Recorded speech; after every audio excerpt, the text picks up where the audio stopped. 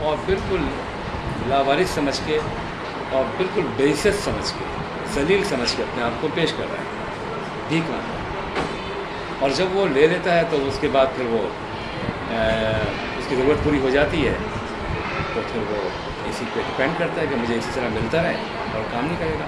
یعنی میں نے ایسے بھی تجربے کیے کہ بہت سارے لوگوں کو جمع کیا مانگنے والوں کو، اور میں نے ان سے کہا کہ میں آپ کو 500 روپیز دوں گا ایک دن کے، یہ کام کرنا ہے، مٹی اٹھانی ہے وہاں ڈالنی ہے۔ سب بھاگ گئے۔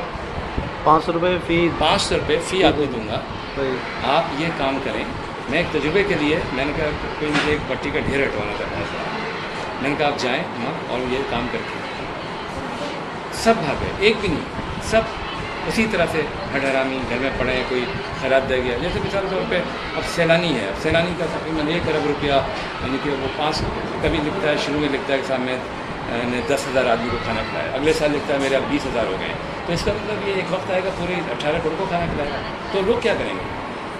یعنی کتنی عجیب بات ہے کہ کوئی اینکر، کوئی ایک آدمی پوچھتا نہیں ہے کہ آپ پیروں پہ کیوں نہیں کھڑا کر رہے ہیں قوم کو، آپ کھانے کیوں کھلا رہے ہیں، آپ کروڑوں روپے کے کھانے کھلا رہے ہیں روزانہ، یہ کیا مسئلہ ہے؟ اور لوگ اس میں کھانے وہ لوگ بھی کھا رہے ہیں جن کی ضرورت نہیں ہے، جن کی ضرورت ہے وہ ایک وقت کی روٹی کمانے کی صلاحیت رکھتے ہیں، لیکن کیوں کریں گے جب ان کو کھانا مل رہا ہے تو کیوں کریں گے وہ؟ تو انہوں نے NGOs نے تباہ کیا ہوا غریب آدمی کو، اس کی عزت نفس مجروح کی ہے، لائنوں میں کھڑا کر کے راشن بانٹ کے، پیسہ بانٹ کے، زکوٰۃ بانٹ کے، اور پھر یہ کہ جو غریب آدمی کا پوٹینشیل ہے وہ اتنا زیادہ طاقتور ہے، میں کہتا ہوں کہ مڈل کلاس اپر کلاس کچھ بھی نہیں ہے جو غریب آدمی کے پاس طاقت ہے، اگر اس کو اپنی طاقت کو استعمال کر لے تو میں یہ سمجھتا ہوں کہ وہ نہ صرف اپنے مسائل حل کر سکتے، ملک کے مسائل حل کر دے گا۔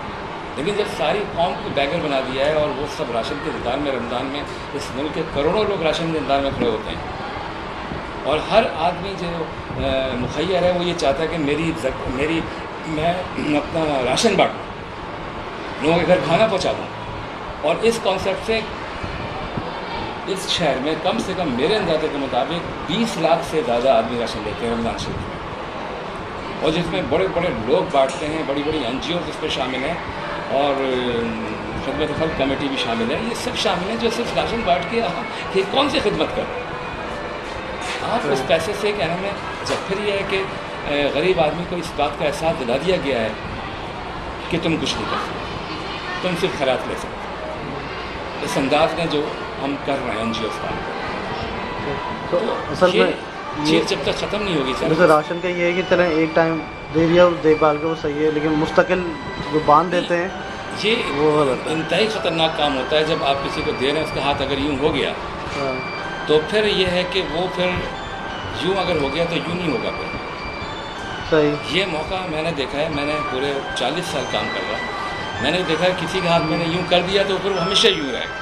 اچھا آپ کیا سمجھتے ہیں کہ کس طریقے سے ان کو واپس سدھارا جا سکتا ہے کہ یہ غریب عوام جو ہے جو بیگر بنی ہے بھی صحیح ہو جائے گی، واپس کو موڈ کیسے کریں واپس؟ نہیں، اس میں یہ ہے کہ میرا اپنا خیال یہ ہے کہ جیسے اگر ہم جتنے بھی جو بڑے ہیں وہ تو نہیں بدلیں گے، ان کے ذہن پکے ہو گئے، ہم ان کے بچوں کو ایجوکیٹ کریں، صحیح اور ہر کچی آبادی میں ایک ہمارے جیسے خیر اسکول ہے، اسکول تو بہت سارے ہیں، سٹیزن فاؤنڈیشن کے بھی اسکول ہیں، لیکن کوئی وہاں کام نہیں ہے، میں خود تربیت کے اوپر کام نہیں بالکل نہیں ہے، زیرو، نہ پڑھائی ہے، یعنی میں نے سٹیزن فاؤنڈیشن کے اسکولوں کے بچوں کو چیک کیا ہے، کچھ بھی نہیں آتا، حیران ہوں میں کہ اتنا بجٹ ہے ان کے پاس اور تعلیم صفر ہے۔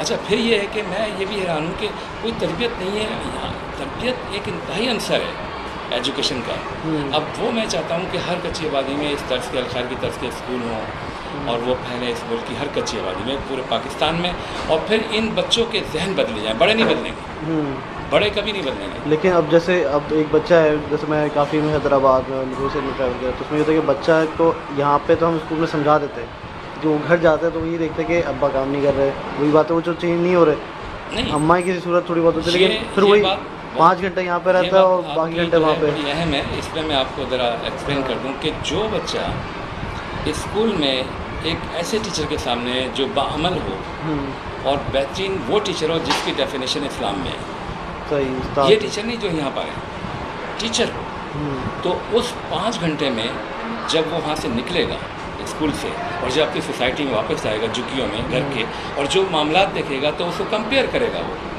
اور کمپیئر کر کے ایک طاقت گین کرے گا اس کو کم کرنے کی، ان خرابیوں کو کے خلاف جنگ کرے گا وہ انفرادی طور پر۔ یہ میں نے یہاں دیکھا ہے کہ بچوں نے یہاں پر اپنے گھر بدلے، اچھا، اپنے باپ کے رویے بدلے، اپنی ماؤں کے رویے بدلے، ان کو کام پہ بھیجا ہے۔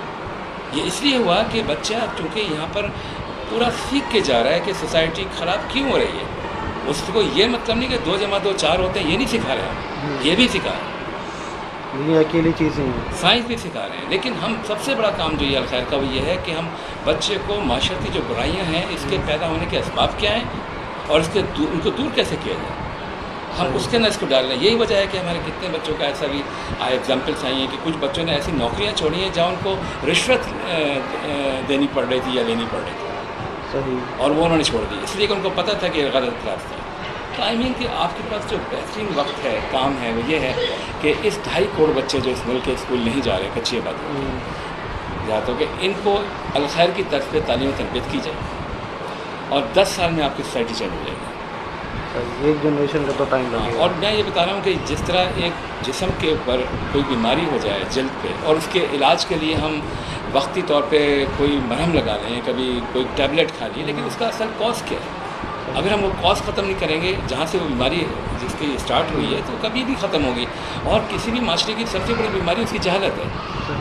یہ جہالت یہ ہے جو یہاں پر بیگرس زیادہ ہیں، ڈکیتیاں ہیں، چوریاں ہیں، لوٹ مار ہے، سیاسی مذہبی استحصال ہے، دہشت گردی ہے، نہ جانے کیا کیا ہے۔ تو بیسک جو مسئلہ آپ کو نظر آ رہا ہے وہ جہالت ہے اس قوم کی، اس حالت کا ہونے پہ، ہر قوم کا، ایک قوم نہیں۔ اور جہالت سے مراد ایجوکیشن وائز ہے یا تربیت وائز ہے؟ نہیں، جہالت سے مراد میری یہ ہے کہ ایجوکیشن تو ہم اس کو تعریف یوں لے لیتے ہیں کہ تعلیم دراصل ایک ایسی چیز ہے جس میں صرف یہ نہیں پتہ ہوتا کہ اس نے پتہ ہونا چاہیے کہ اس نے کیا چیزیں یاد کرنی ہے، اور اس نے یہ پڑھ کے امتحان دینا ہے اور ڈگری حاصل کرنی ہے۔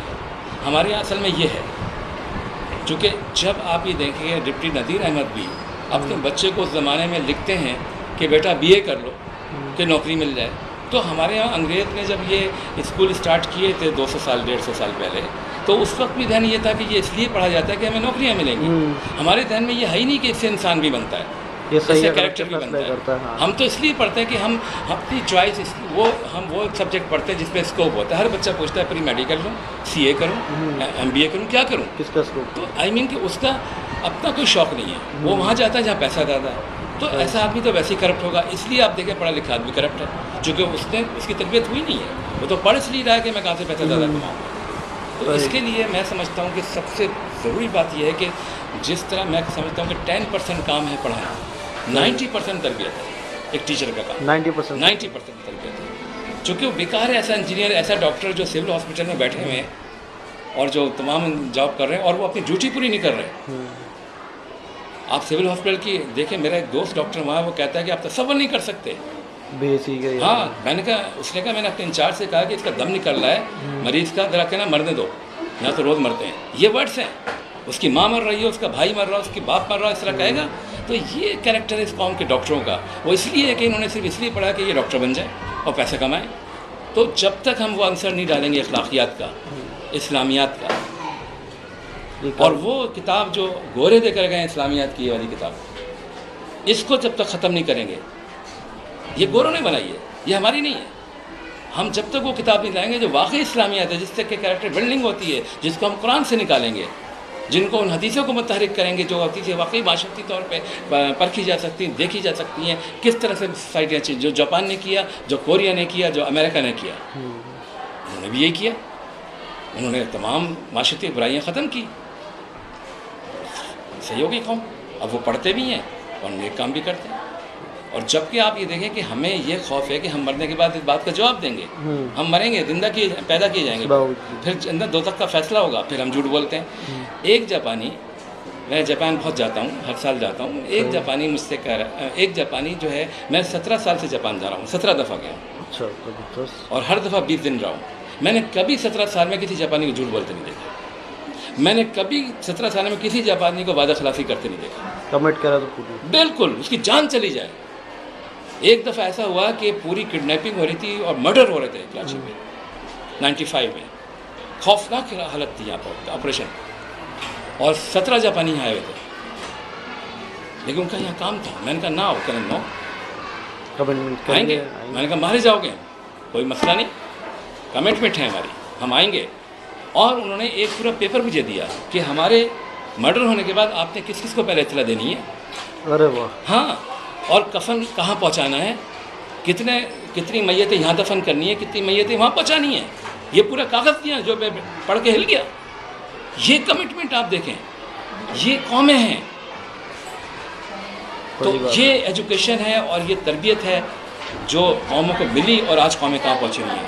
हमें इस कौम में बड़ा पोटेंशल है। बदकिस्मती ये है कि इस कौम के साथ बहुत लोग ज्यादती कर रहे हैं, जुल्म कर रहे हैं, और इनके नाम से पैसे जमा करते हैं, और इनके ऊपर सही तरह खर्च नहीं करते। बेशक करते हैं, लेकिन सही तरह खर्च नहीं करते। सही, सदके का गोश्त बांट दिया, ज़कात बांट दी, राशन बांट दिया, ठेले लगा दिए, रक्शे बांट दिए, ये हल नहीं है।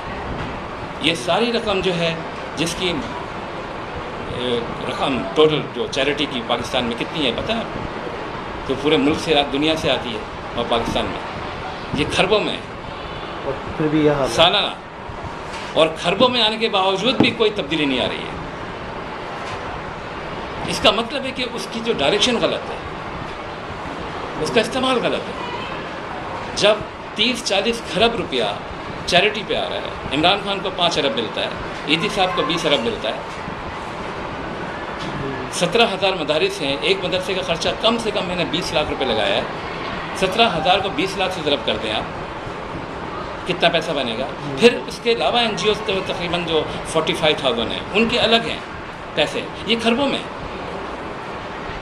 नहीं चेंज हो सकती कौम जब तक हम इनके बच्चों को सही तरबियत और तालीम नहीं देंगे, नहीं हो सकती। और ये मैं इनको कैसे समझाऊँ सनतकारों को, कि सनतकार जिनसे मेरी मीटिंग होती है, मैं इनको समझा के थक गया हूँ फेडरेशन में, चैम्बर्स ऑफ कॉमर्स, इनके प्रेसिडेंट को समझा के थक गया हूँ। खुदा के वास्ते होश के नाखून लो, चैरिटी का पैसा जो आपके पास आ रहा है, ये हेल्थ पे नहीं लगाओ इतना, मन दे दो। अगर मैं कहता हूँ कि एक आदमी वहाँ से डाकू बन के निकल रहा है, उसको ठीक कर दिया, डाकू डकैती करेगा, फिर आप जहन तब्दील करो कि बीमार भी नहीं होंगे ये अपनी ग़िज़ा का भी ख्याल करेंगे, ये साफ़ पानी पिएंगे।